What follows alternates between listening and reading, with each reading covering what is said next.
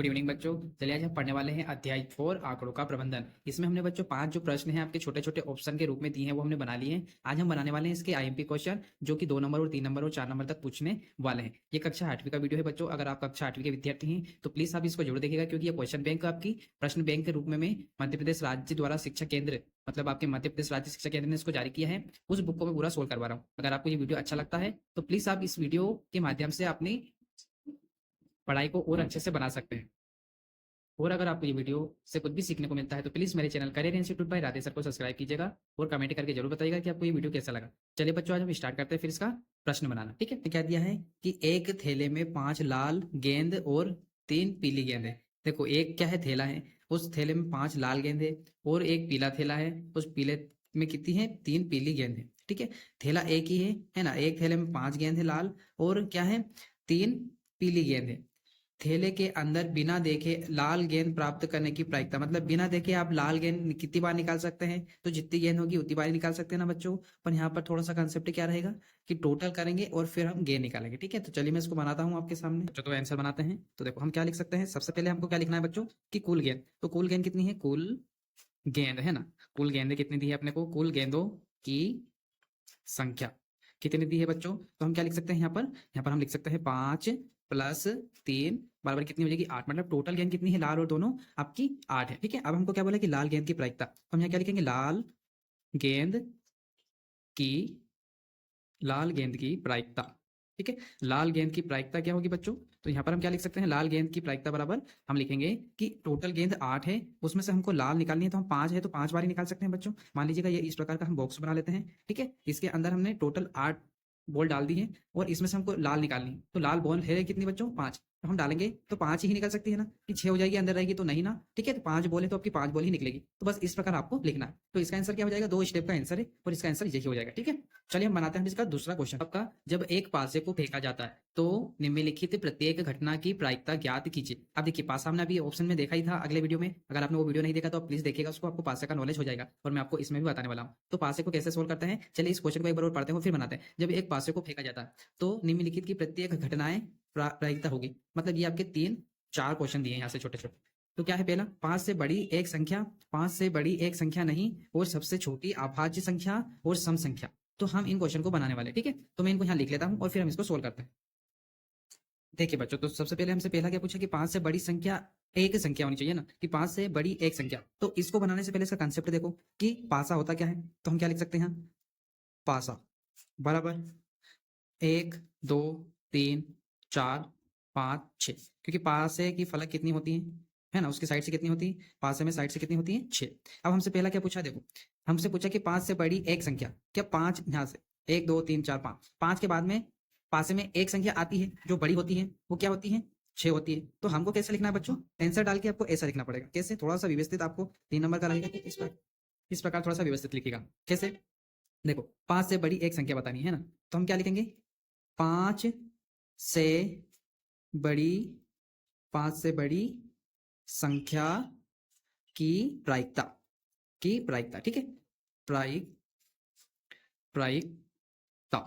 है, प्रायिकता।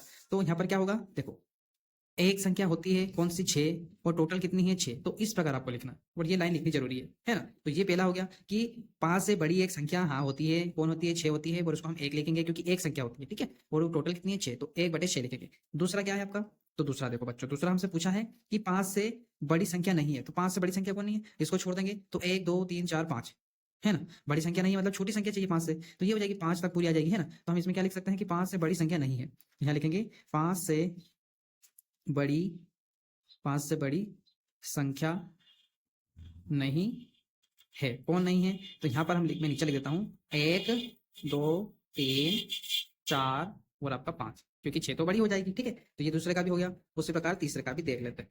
ठीक है, तो तीसरे का क्या हो जाएगा, देखो तीसरा हमसे किससे क्या पूछ रहा है बच्चों, कि सबसे छोटी अभाज्य संख्या। अब अभाज्य संख्या छोटी, अब देखो यहाँ पर देखो 1 2 3 4 5 6, इसमें से अभाज्य संख्या वो होती है जिसमें भाग चला जाता है, तो 2 में भाग जाता है, 4 में भी, और ये क्या है, सम संख्या भी है। तो 2 4 6 है और ये अभाज्य संख्या, इनमें भाग में दूसरी संख्या का भी चला जाता है। अभाज्य का मतलब दूसरी संख्या का भी भाग जाना चाहिए, जैसे इसमें 2 में चला जाता है आपका 2 का भी और 1 का भी, है ना। तो ये अभाज्य हो गई 2 का, 4 में जो है आपका 2 का भी चला जाता है और 4 का भी। ठीक है, चलिए, और 1 का भी। तो ये छोटी अभाज्य संख्या क्या हो जाएगी, तो इसका आंसर क्या हो जाएगा आपका, इसका आंसर हो जाएगा आपका 2। ठीक है, आया समझ में? चलिए एक और यहाँ पर था, नीचे मैं भूल गया हूँ, यहाँ पे अपने को बताना था सम संख्या। ठीक है, सम संख्या। तो चौथा क्या है आपका? सम संख्या है। तो सम संख्या क्या हो जाएगी? 2, 4 और 6। ठीक है, पास में सम संख्या कौन सी हो जाएगी? 2, 4, 6। इनमें दूसरी संख्या का भी भाग चला जाता है। तो ये हो गया आपका कौन सा क्वेश्चन? 7वां, या फिर आप बोल सकते हैं दूसरा क्वेश्चन भी। ठीक है, चलिए इसका एक और हम क्वेश्चन बनाते हैं, आपका 8वां क्वेश्चन, जो कि दंड आलेख के आधार पर दिया गया है। ठीक है, चलिए इसको बनाते हैं। देखिए बच्चों, 8वां क्या दिया है कि निम्न दंड आलेख में अलग अलग क्या है? शैक्षिक वर्गों का, है ना, शैक्षिक वर्गों में कक्षा 8वीं के विद्यार्थियों की संख्या दर्शाई गई है। ठीक है, कक्षा कौन सी है? 8वीं के विद्यार्थियों की जनसंख्या, या क्या है, विद्यार्थियों की संख्या दर्शाई गई है ना, सॉरी जनसंख्या नहीं है, सिर्फ संख्या। ठीक है, दर्शाई गई है। दंड आलेख को देखकर निम्नलिखित प्रश्नों के उत्तर दीजिए। मतलब ये यहाँ पर आपके प्रश्न रहे और इसको बोलते हैं दंड आलेख। ठीक है, इसको देखकर आपको इनके आंसर देने हैं। तो देखो सबसे पहले दिया कि इस दंड आलेख द्वारा क्या सूचना दी गई है।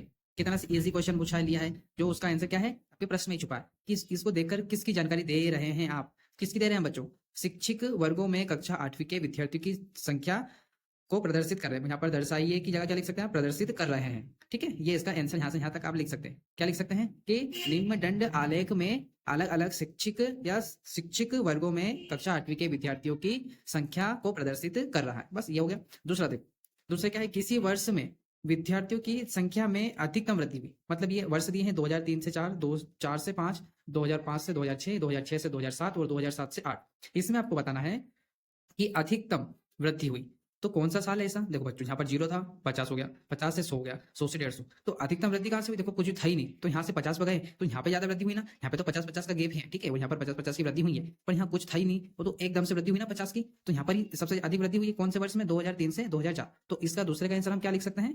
2003 से 2004। ठीक है, तीसरा क्या दिया है बच्चों? किस वर्ष में विद्यार्थियों की संख्या अधिकतम है? अधिकतम है मतलब अधिक है। तो देखो बच्चों, यहाँ पर देखिएगा 2004 से 5 ऊपरी 2003 से, तो यहाँ से 0 से 50 तक है। पर फिर आपका जो है 2004 और 5 में देखिएगा, हम 0 से डायरेक्ट कहाँ चले गए? 200 तक। तो इसमें ज्यादा वृद्धि हुई ना, तो इसका आंसर क्या हो जाएगा? 2004 से 5। अब ये मत सोचना कि सर 0 से क्यों देख रहे हैं, क्योंकि देखो बच्चों 2004 से यहाँ से खत्म हुआ, यहाँ 2000 यहाँ से देख लो, यहाँ से नहीं देखना है तो 2004 है ना, 2004 तो 2004 कहाँ से स्टार्टिंग होगा? यहाँ से देख लो। तो 2004 यहाँ से लेकर तो आप कहाँ तक देखेंगे? 2005। मतलब आप कहाँ तक गया? यहाँ तक देखो 200 तक। तो कितनी वृद्धि हो गई बच्चों? बहुत सारी हो गई इसमें, मतलब अधिकतम हुई है ना। आपको नंबर से मैंने पूछा है, बस पूछा है तो सही है ना, मतलब यहाँ तक हो गई। तो आपका क्या हो जाएगा? 2004 से 5 हो जाएगा। इसका आंसर ये लिख लीजिएगा आप। ठीक है, चलिए एक और है आपका, बताइए कि क्या सत्य है या असत्य है कि 2005 और 6 में विद्यार्थियों की संख्या 2003 और 2004 की संख्या की दुगनी है। मतलब क्या 2005 से 6 में ज्यादा है कि 2003 से 4 में? मतलब दुगनी है क्या? 2003 से 4 में क्या दुगनी है क्या? इससे 2003 से 4 से दुगनी है क्या 2005 और 6 में? कैसे मैं आपको समझा देता हूँ कि 2003 में 50 बच्चे हैं, तो क्या और 2005 और 6 में कितने हैं? 60 बच्चे। तो किस में ज्यादा है? मतलब दुगनी है क्या? किसमें? इसमें दुगनी है क्या? दुगनी होगी कि नहीं होगी? तो इसका आंसर क्या होगा? असत्य होगा। कैसे? देखो मैं डायग्राम बताता हूँ आपको।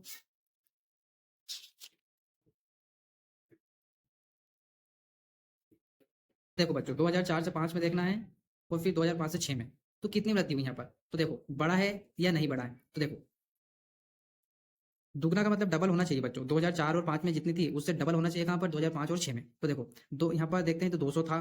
ठीक है, और यहाँ से फिर हम 2006 में जाते हैं तो कितना हो गया? 250 हो गया। क्या डबल हुआ क्या? नहीं हुआ। तो ये क्या हो जाएगा? असत्य हो जाएगा।